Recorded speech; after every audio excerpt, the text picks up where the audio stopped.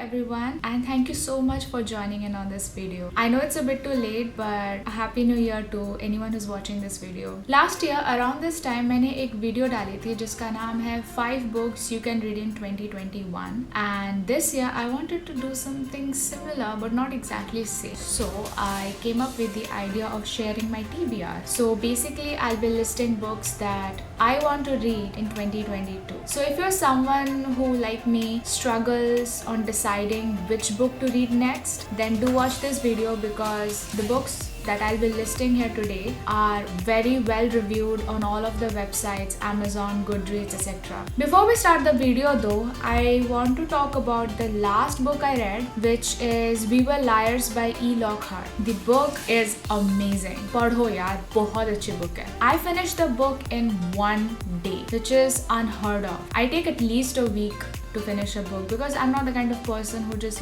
goes through it uncontrollably. I just like, okay, आज 10 pages पढ़ लिए, कल 10 pages होंगे, maybe परसों 20, but I don't ever do it like in one blow. But this book was so good, I just couldn't put it down. The twist in the end was so good that it literally kept me awake. Like मैं सो नहीं पा रही थी. 11:30 बजे रात को खत्म किया मैंने वो book, and I actually had to go out my room, walk for a little bit, and then come back, calm myself down, and then I could go back to sleep. Like it was so good. It's basically about these 4 teenagers who meet once a year for this family get together on a private island, and it's about the consequences of their actions in one particular summer vacation that they spent on that island. It's very interesting. You should definitely read this book. So now we will get started with the video. So the first book on the list is Klara and the Sun by Kazuo Ishiguro. Klara is an artificial friend, which I'm guessing is an innovation on artificial intelligence. The story is, I'm thinking, written from her perspective. Like she sits in the store and she observes the customers that walk in, hoping that one day one of these customers will choose her. She also observes the behavior and interactions of people passing out like outside the store, and one day of course she's chosen by someone, and when she's finally chosen by a customer, she is warned not to believe too much in human promises, which is like a cliffhanger if you ask me. Like what happens after that? But yeah, I guess I'll find out when I read the book. So seems like a very interesting plot for a story, written from the view or the perspective of someone who's not exactly human. So the second book on the list is Never Let Me Go. It's by the same author as before. It's a dystopian novel, and it explores a mystery combined with a romantic angle. And to quote Goodreads, it's a scathing critique of human arrogance and a moral examination of how we treat the vulnerable and different in our society. It explores the themes of memory and the impact of the past. My handwriting is very bad. So I like stories which explores memory and the past and stuff like that, because it's almost like the book Memory Wall by Anthony Doerr. I love that book because of how the effect of nostalgia and the past that can have on a story or emotions is very beautiful and very powerful, and I like that specific genre of writing. And I'll read a small a summary of the story or like a trailer of the story from Goodreads about Never Let Me Go. Hailsham seems like a pleasant English boarding school, far from the influences of the city. Its students are well tended and supported, trained in art and literature, and become just the sort of people the world needs. Sounds like the fancy school in Student of the Year. But curiously, they are taught nothing of the outside world and are allowed little contact with it. Also sounds like the fancy school in Student of the Year. They had no touch with reality. Within the grounds of Hailsham, Kathy grows from a schoolgirl to a young woman, but it's only when she and her friends, Ruth and Tommy, leave the safe grounds of the school that they realize the full truth of what Hailsham is. Sounds like they will discover the truth behind their trauma. Yeah, heavy stuff. I would like to read this. The next book on the list is The Midnight Library by Matt Haig. This was on Suga's reading list, Suga of BTS, that is, for those of you who don't know. I'll also read the summary of the book from Goodreads. It's about all the choices that go into a life well lived. Between life and death, there is a library, and within that library, the shelves go on forever. Every book provides a chance to try another life you could have lived. Sounds like me overthinking all of my life's choices at 3 a.m.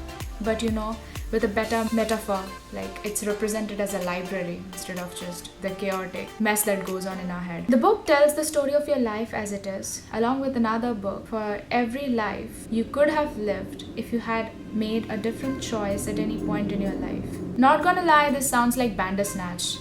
I was addicted to that stuff. So many combinations to try.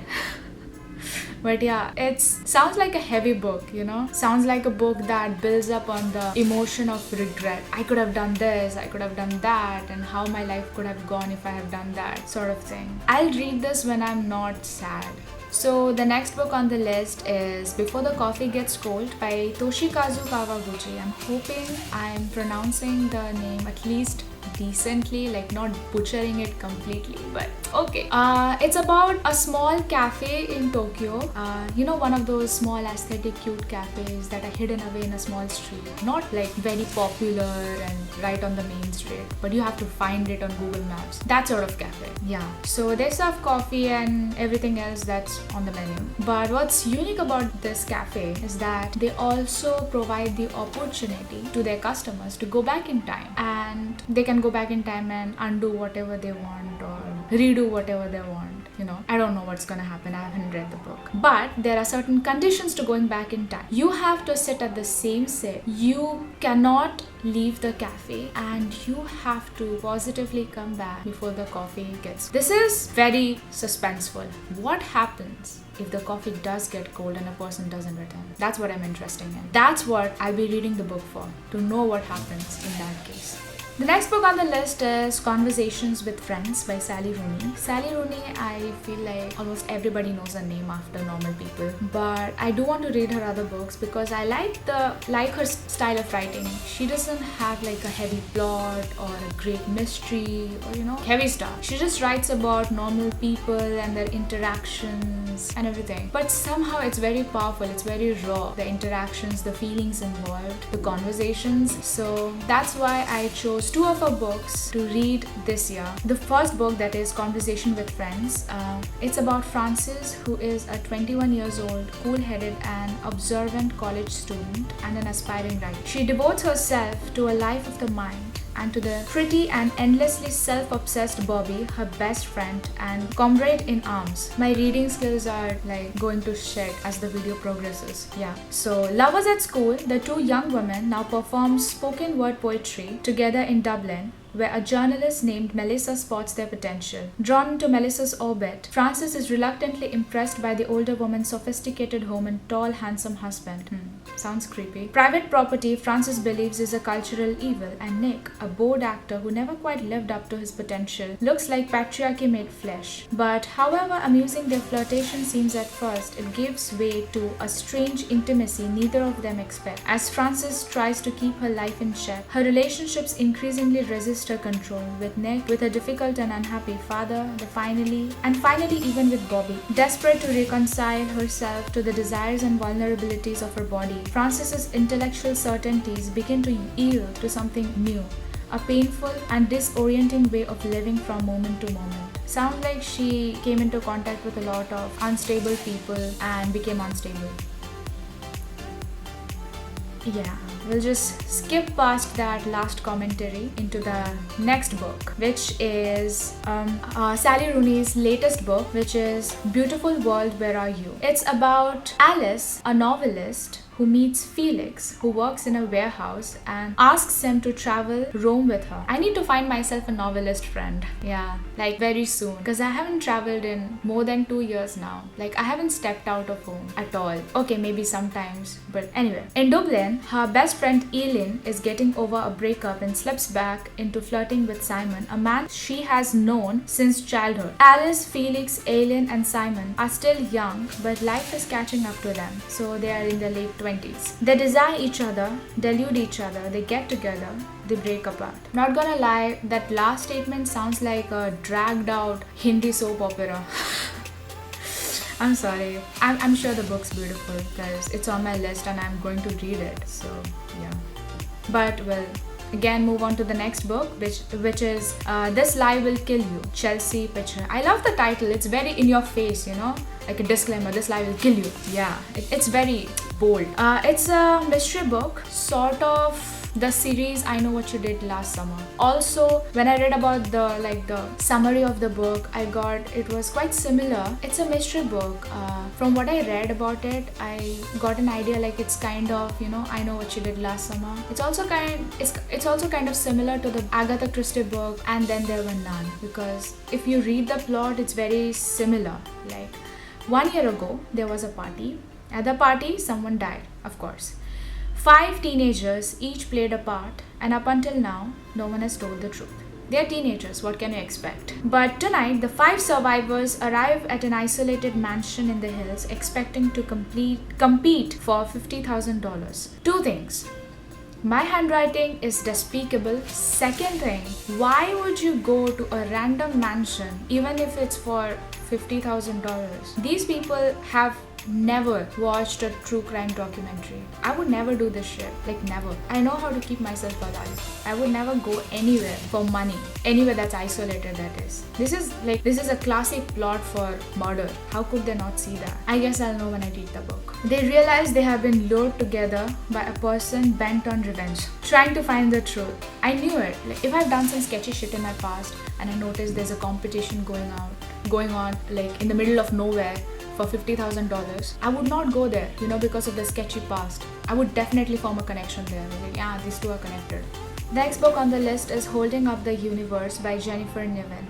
This book gave me Eleanor and Park vibes, as in 2 troubled teenagers with their own set of issues, and they're both misunderstood by their friends, and then they come together, and initially they have this like, I do not really like you wala scene, and then I really like you wala scene.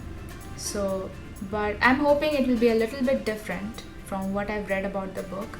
The next book on the list is 1Q84 by Haruki Murakami. He's one of my most favorite authors. I'm reading this book currently now, and it's a big ass book, and I'm hoping that I will have the determination to complete it. It's about 2 characters, Aomami and Tengo. Aomami is an assassin, and Tengo is a full-time teacher and a part-time writer, and Aomame somehow crosses over to this parallel dimension which she chooses to call 1Q84. Q represents a question mark. And Tengo rewrites this novel written by a dyslexic girl, and he discovers like magical elements in it, and he gets obsessed with the story.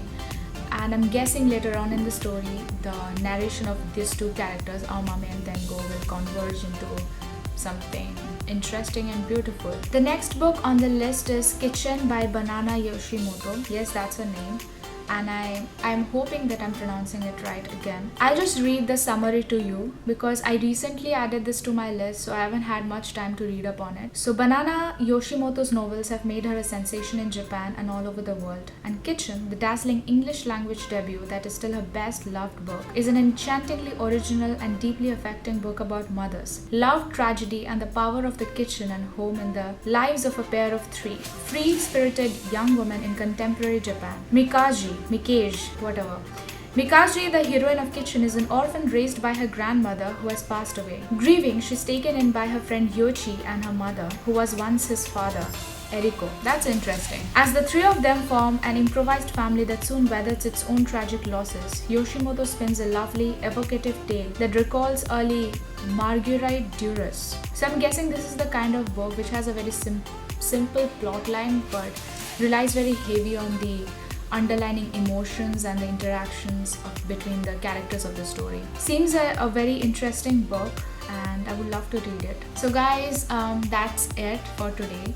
These are the 10 books that I want to read in 2022. If you have better suggestions or any suggestions at all, you're welcome to name them in the comments down below. Do not forget to like and subscribe to my channel if you like my content, because your support really does mean the world to me.